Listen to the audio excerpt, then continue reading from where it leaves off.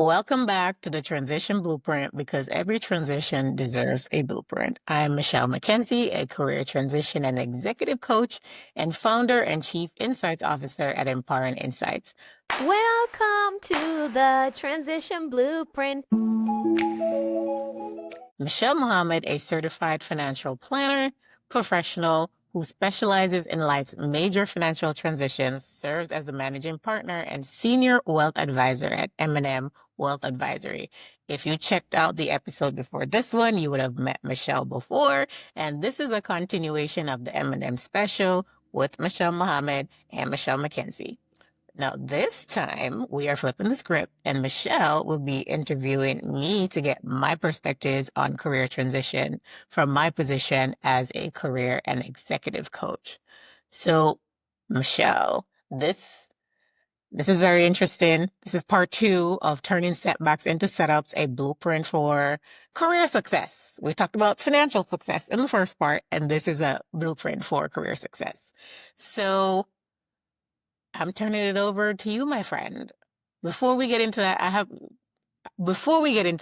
a question for you. Since we're talking about career transition, I know that you weren't always a financial planner or even in the financial sector at all. So tell me a little bit more about your career transition. So way back when I was a chemist. So I graduated with my degree in chemistry. I actually thought I might go to medical school because my mother, who I look very much like and who I admire greatly, is a medical professional. She's an oncologist and also was a medical professor. And so I thought, well, maybe I will become a doctor, had it all planned out. I was going to be an ear, nose, and throat specialist because I had several ENT issues growing up. On the other hand, I decided that I wanted to do something completely different because I do look like my mother, talk like her, to some extent, think like her, etc. And I wanted to chart my own course. So when I was in college, I started thinking, okay, what can I do that would be different? I was very practical. I had scholarships and also I was nearing the end. I was 3/4 of the way through my degree, and I'm like, I'm not throwing that away. In addition to which, I think chemistry, that degree, that thought process, that scientific way of thinking is very helpful to me even today as I dissect different financial questions and data that clients need help with. So I knew I wanted to do something that would help people, just like the field of medicine helps people. I wasn't quite sure what. And fortunately, I started taking business courses while I was in my junior and senior year, I believe, of university, and came upon this career path of financial planning. Originally, nobody really wanted me, so I started as an analytical chemist, which was a great experience, met great people, again, learned even more.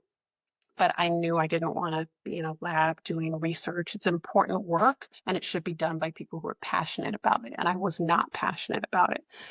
And then I was given the opportunity to work doing financial planning, retirement planning in particular for employees of school systems and nonprofits, and had to go through, get certain certifications and tests like the Series 7 and 66 and Life and Health and so on, did that, and had the pleasure of starting my career serving those who serve our community as educators. And that was a wonderful, wonderful experience. So that's a very long way of telling you how I started my career as a financial planner, which I believe, to be honest with you, that whole detour was a good thing. I could have done a degree in basket weaving, to be honest, and still be here today.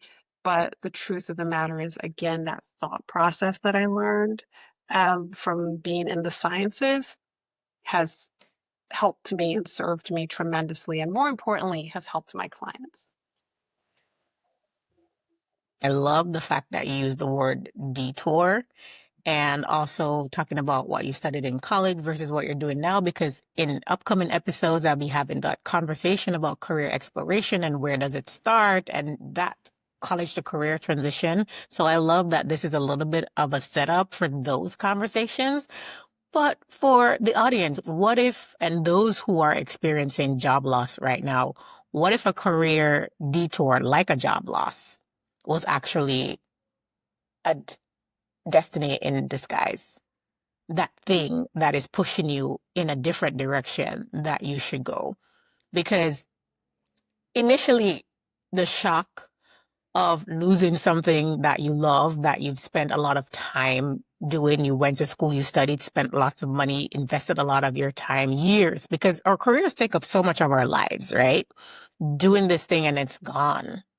But what if we were to reframe and think about what is it giving to us potentially, if we should choose to see this as an opportunity for something other than what we've lost, but something that we could potentially gain, right? It might feel like a curveball, but this transition could be the moment to finally step into alignment and remember that you're not starting over, that you're starting from experience.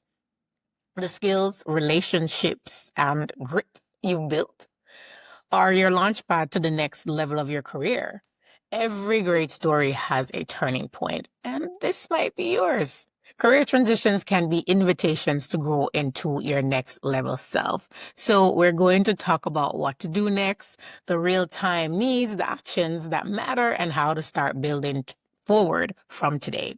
We'll discuss immediate next steps after RIF, resources for RIF federal contractors and employees, or anyone who is in a career transition, private sector transition approach, job search duration, and staying motivated, and maybe some misconceptions about private sector salary negotiations, and much more. Thank you, Michelle. It feels good being on this side of the mic. I won't be too hard on you. Anyway, Michelle, many federal employees I'm working with and throughout this whole region and country are experiencing a RIF, reduction in force, for the first time, and they're feeling overwhelmed.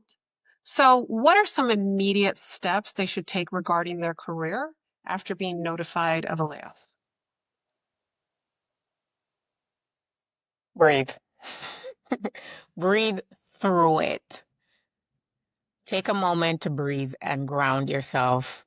That's what I did. So, full disclosure, I also had a career in the federal government. So, I know completely what a lot of people who are experiencing a RIF, such as federal workers or contractors, are experiencing right now, and centering yourself in the realization that this is happening to you, but also recognizing that this too shall pass, right?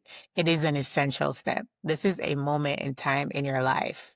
Before making big decisions, focus on gathering your mental strength, your mental resilience.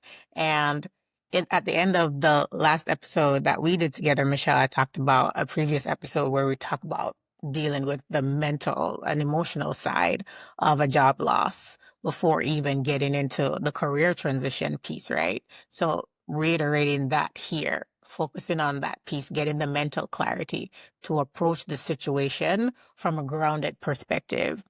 Once you're ready, carefully review all separation documents from your agency. Those have been very sloppy, and not all of the information that they've put out or shared with people being riffed have been accurate. So make sure that you're checking for details and making sure that when you leave, you are taking all of your employment records with you. So whether you're going into EOPF or whatever system your particular agency uses, and make sure that you're downloading all of that, including your awards, monetary and otherwise, performance appraisals, all of that. So make sure that you take your data with you, because it belongs to you. Also, having these records ensures that you have access to critical documents when needed. Obtain references from supervisors and colleagues as needed, and request written performance evaluation if possible. Update your resume to talk about accomplishments that happened, right before you got separated, and register for career transition assistance programs offered by your agency, which may include priority placement, if that's a thing, job search support, and career counseling for RIF employees. Also, if you're a part of a union, unions and associations are also offering those services. There is no lack of career transition support services for federal employees at the moment. Quality might vary, but there is no lack of them. Also connect to your agency's employee assistance program. Some of them are still offering them. So if you need that emotional support, you might be able to reach out to counselors that are offered through your EAP support program to talk through the emotional side of things, if that's something that you need to do. Okay, great. Thank you, Michelle.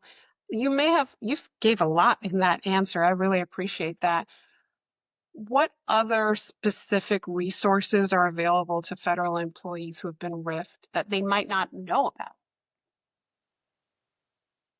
That's a great question because there's so much, right? Sometimes when there is a lot, then it creates a problem of wading through it. There's just so much you could be overwhelmed by it. But some important ones to know is the American Federation of Government Employees, AFGE.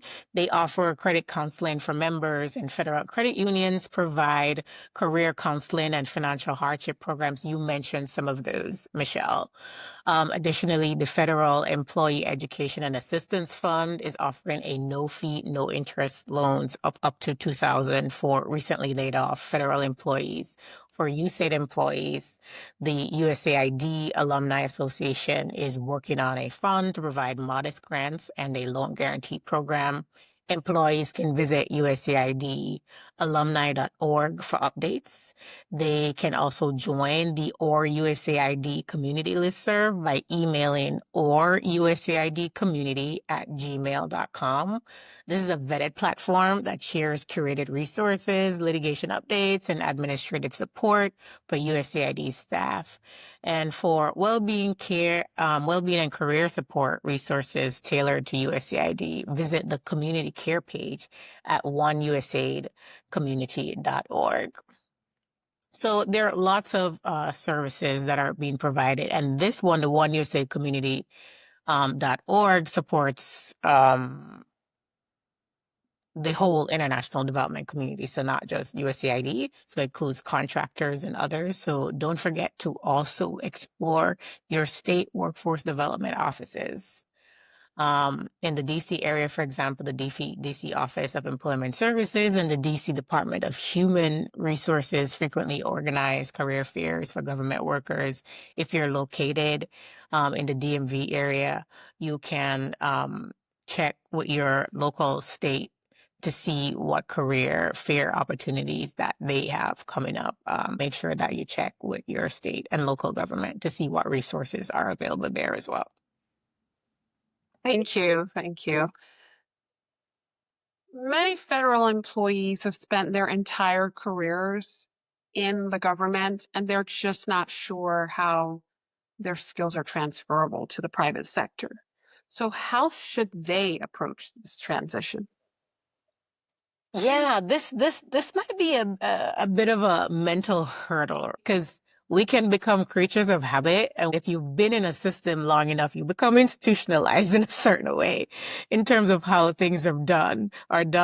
But before we talk about transferable skills, I'd like to recommend that we think about what we actually want to do in this next phase of our career. Before we start updating our resume, ask yourself, what am I updating my resume for? You might be asking yourself, well, what next? What do I do? What am I able to do with the resources and the knowledge and the skills, of which there are plenty that you possess? What can I do with these things? So take a moment to grieve the loss of your job and your career up to this point and think carefully about what you want the next phase of your career to be like. Do you want to pursue the same career path, or do you want to take an opportunity to do something else? Some people will say, this is what I've invested in for how many years and I want to continue. I don't want somebody else to decide to take that away from me.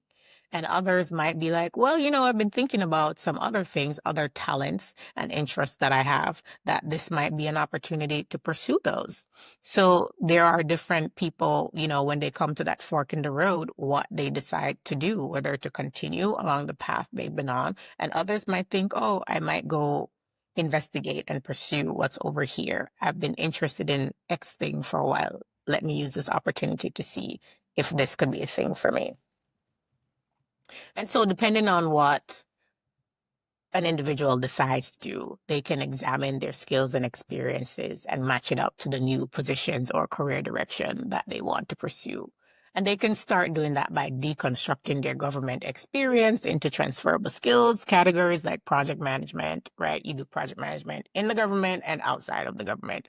Budget administration happens inside the government, outside the government. Compliance oversight happens inside the government, outside the government. People management, risk assessment, etc. There are a number of things that are transferable. And federal employees can often underestimate how valuable their experience is with complex regulations in the government, stakeholder management and engagement, and operating in complex and resource-constrained environments. Nobody knows that better than people who've worked in international development, right? And how they might be able to bring that to private employers, especially if it's private employers working in an international setting. So your experience navigating large bureaucracies is a marketable skill. So do not downplay or undermine that. If you've been in an international development professional like I have been for a good part of my career, your ability to manage what they call VUCA, which is vulnerability, uncertainty, complexity, and ambiguity, is a top tier skill. Consider working with a career coach who can help identify industry specific language for your resume. Research companies that frequently hire former federal employees, particularly for government contractors and regulated industry, where your agency knowledge is valuable. And finally, consider informational interviews with former colleagues who have successfully made the transition. They can provide invaluable insights about the adjustment process and give you hope that there is life on the other side, because I guarantee you there is life on the other side and you will get there. Michelle, did that answer Thank your you. That question? was a great response. Very meaty responses that you're giving here, so I appreciate that. I guess it bears asking the question, for those who have that ability, as you indicated, former USAID employees really don't necessarily have that ability to do this, but should federal employees focus on finding another government position, or should they broaden their search to include private sector opportunities? I mean, the government's risky right now. It is intentionally, the administration is intentionally reducing the size of the government. So I would not recommend that this is something that people should pursue if they want stability and certainty, right? And security, which is what the government used to provide, but no longer does. So considering with the hiring freeze that I think is still in effect, the government downsizing, the demoralization of working in government right now, and threats to livelihood, maybe not the path that you want to pursue at the moment, but maybe in the future when things stabilize, normalize, or return to some level of normalcy as in previous times. So in that case, there's the Career Transition Assistance Plan, the CTAP, and the Interagency Career Transition Assistance Plan, the ICTAP, that offers selection priority for federal positions and the reemployment priority consideration within your former agency. For USAID, I don't know what that means. The agency no longer exists in the way that it did before. If the hiring climate improves, these programs could remain viable paths. So consult the OPM website for details, but approach federal employment cautiously in the current environment is the best advice that I could give. Many federal employees might find success transitioning to government contractors, right? Where agency knowledge and security clearances are highly valued. We mentioned that. However, note that contractors reliant on affected agencies like USAID that I mentioned may also have faced challenges, and so they might also be downsizing. But the alternative is state and local governments that they often appreciate federal experience and are doing what they can to make sure that they can create employment opportunities to absorb federal workers into the state apparatus.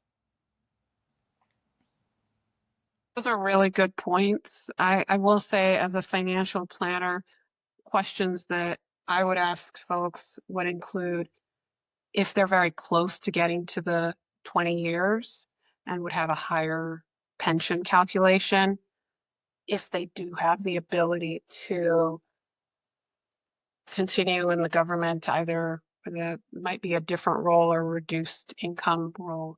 That's not ideal for anyone, but at the same time, it might have very positive financial repercussions in terms of their outlook for retirement.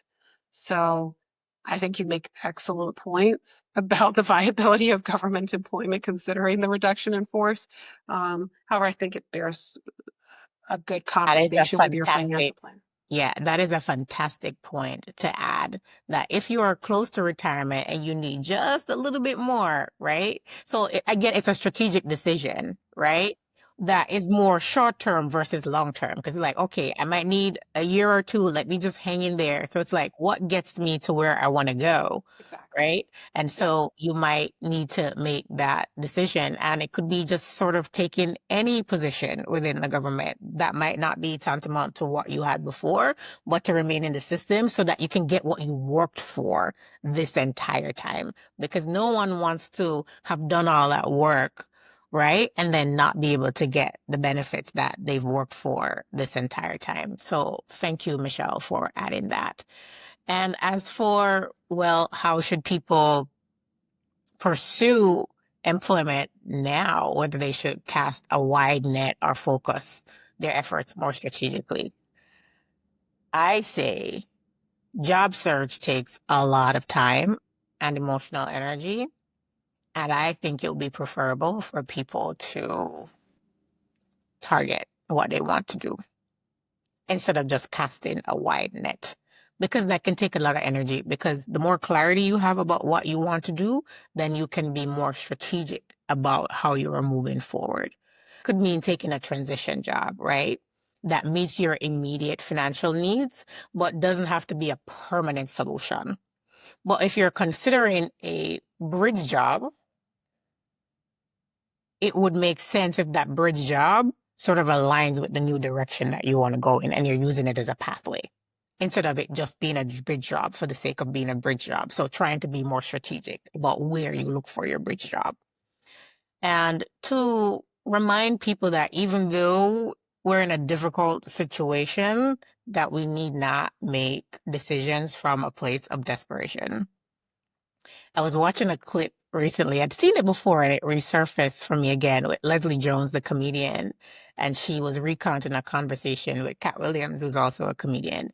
And he advised her to stop making decisions from a place of desperation. And her response was, but I'm broke.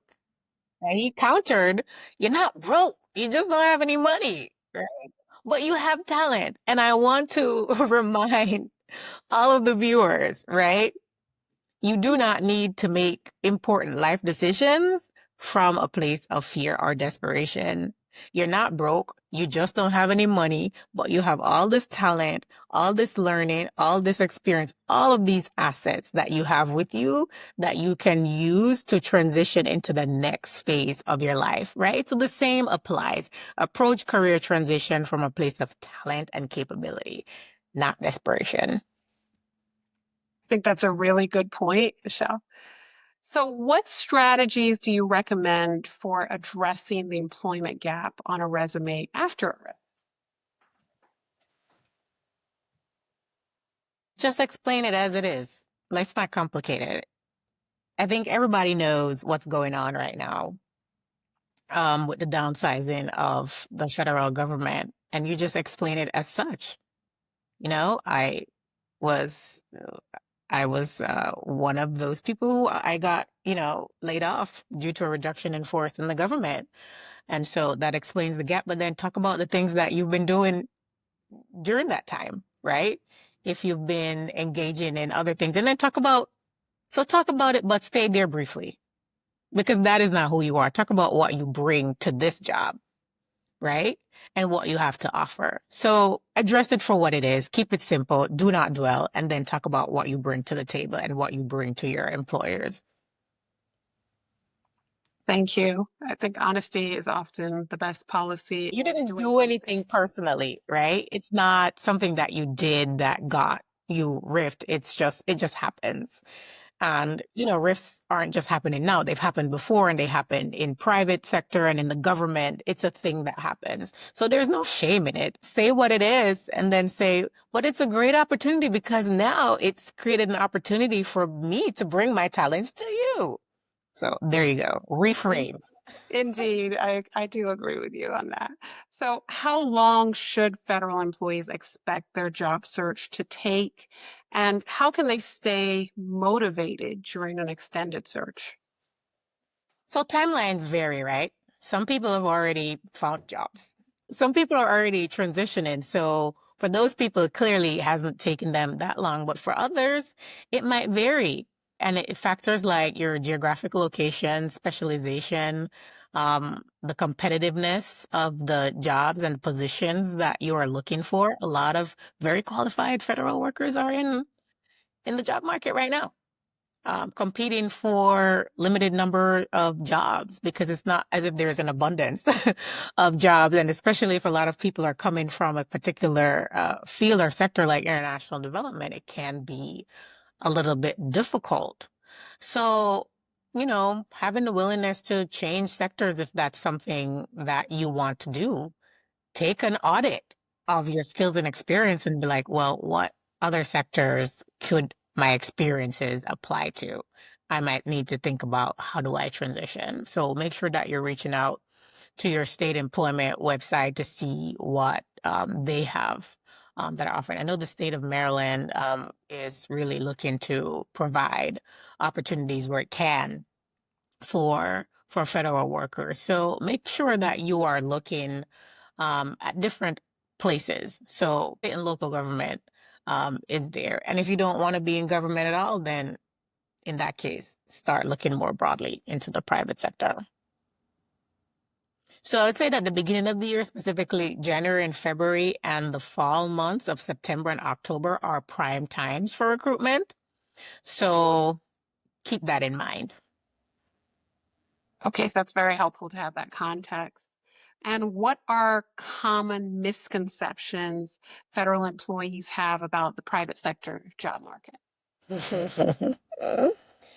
So making sure that you understand the language of the private sector so that you can better communicate.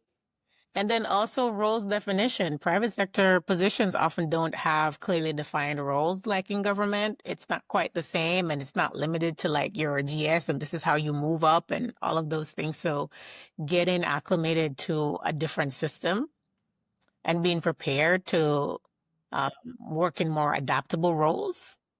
And unlike the structured and lengthy federal hiring process, the private sector can move faster and relies more heavily on networking, right? And you talked about networking at the end of the last episode and making sure that you're keeping your network. And I like to use the word community, right? Build your community of people who you can tap to help you, because most people find jobs, or at least meaningful jobs, through connections and not through just applying through a job board or on LinkedIn. So make sure that you're using your community wisely. And also salary expectations is a big one.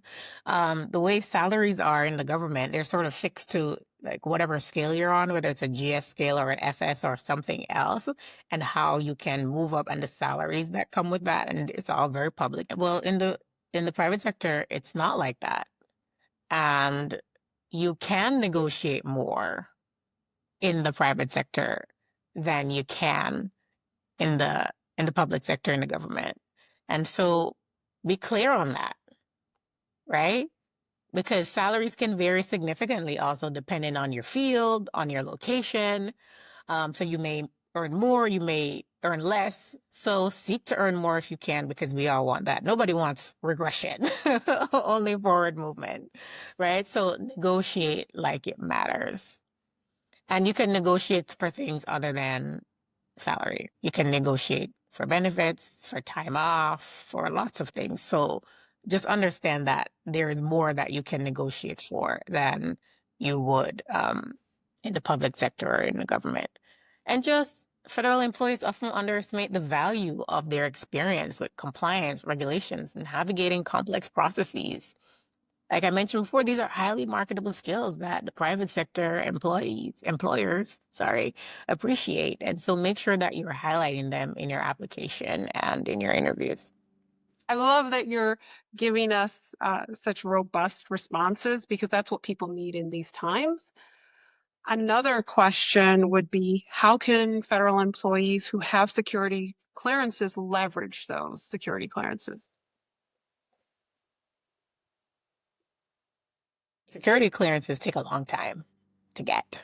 And so for industries that are looking for people with clearance, then they would much rather, if they can find someone with the experience and the clearance, to be able to move forward much more easily with that.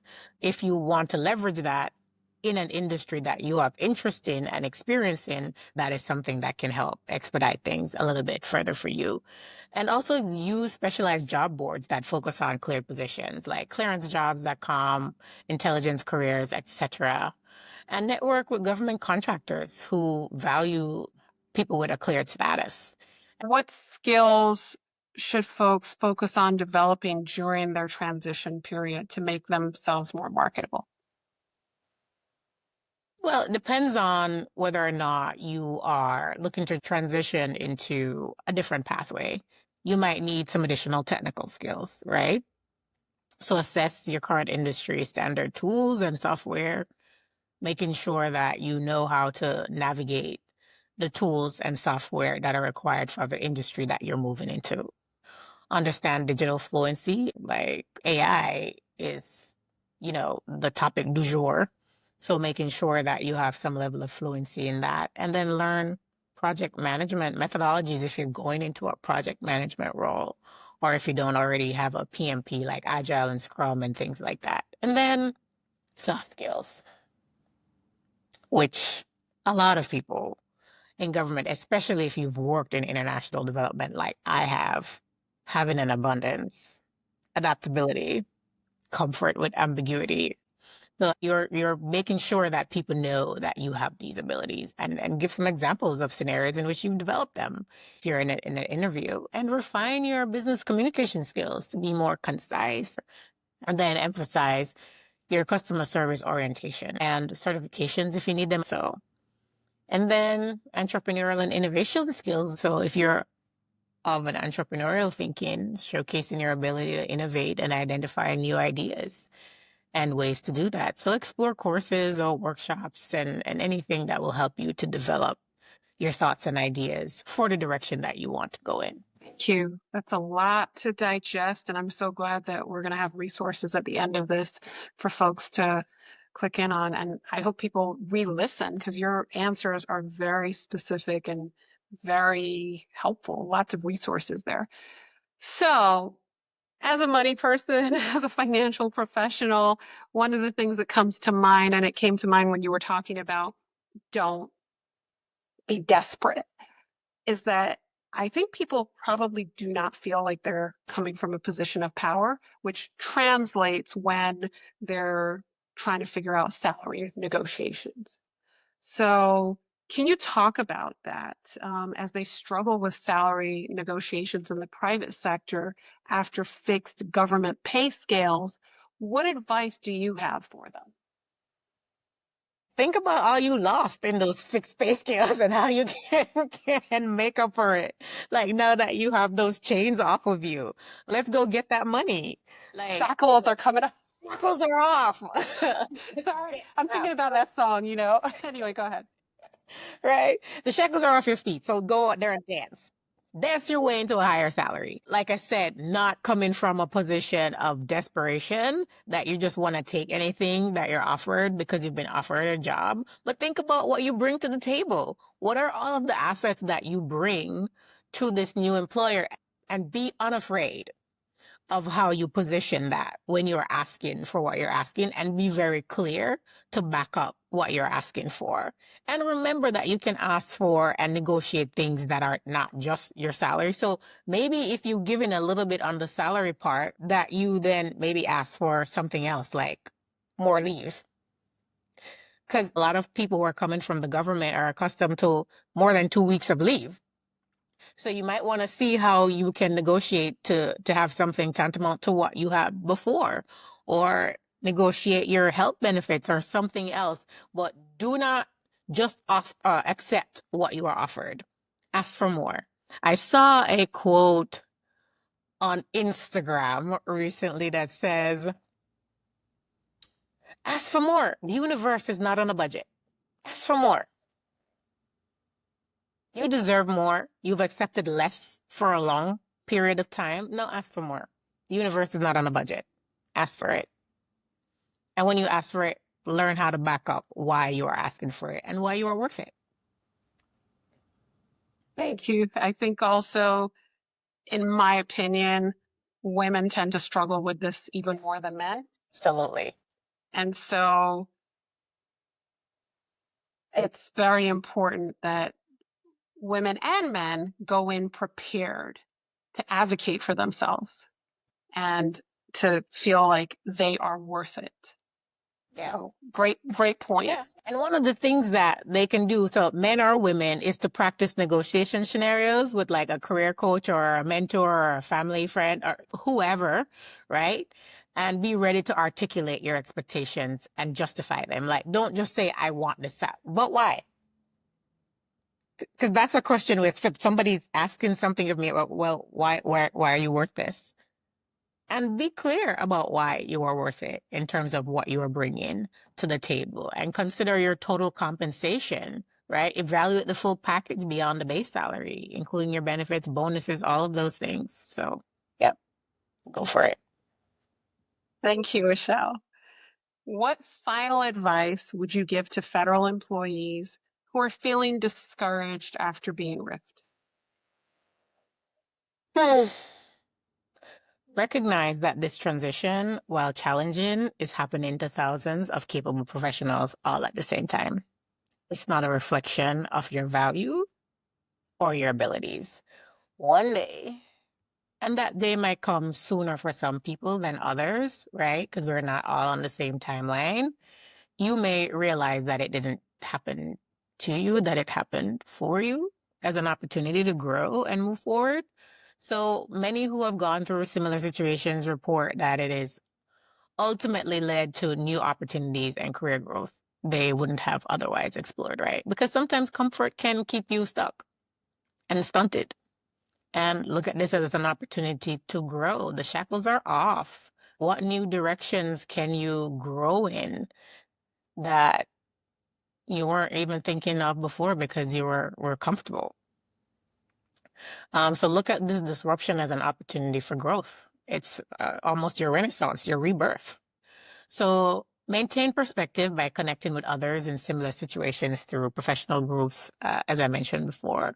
Or you might want to even disengage from some of those groups because it might seem like you're you're in a trauma bond that is keeping you stuck, and go start associating with people who are, in the direction that you want to go in, and start asking more questions and spending more time with them and learning about that thing so you can grow in the direction that you want to go in.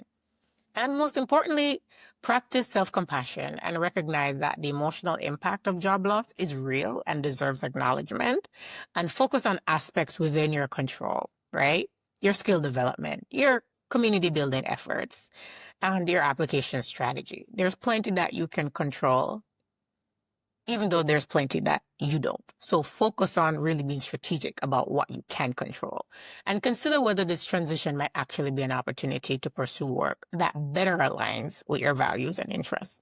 And celebrate small victories in your research process rather than focusing solely on the goal of employment, quality employment, aligned employment that makes you feel fulfilled, and not just, oh, I'm doing this thing, just exchanging my labor and my body and my mind for money.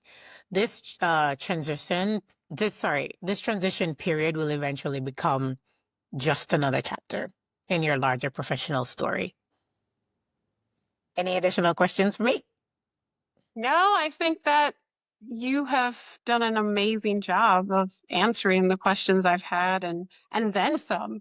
So I really thank you for giving me the opportunity to flip the script. All right. Thank you so much for joining me and giving me the opportunity to talk about what I do, which is guiding people through career transitions, because transitions oftentimes have a financial impact, whether it's a forced transition due to job loss or a transition by choice. Career recovery is possible, and you have more control than you think. Continue exploring new industries or roles that align with your strengths and interests rather than feeling confined to your previous trajectory. If this episode gave you value, share it with a friend who might need financial guidance right now. Thank you all for listening. And remember, career transitions, while challenging, can open doors to new opportunities you might never have explored otherwise. And don't forget to subscribe to the Transition Blueprint so you never miss an episode. Keep building your blueprint. Your next move starts now.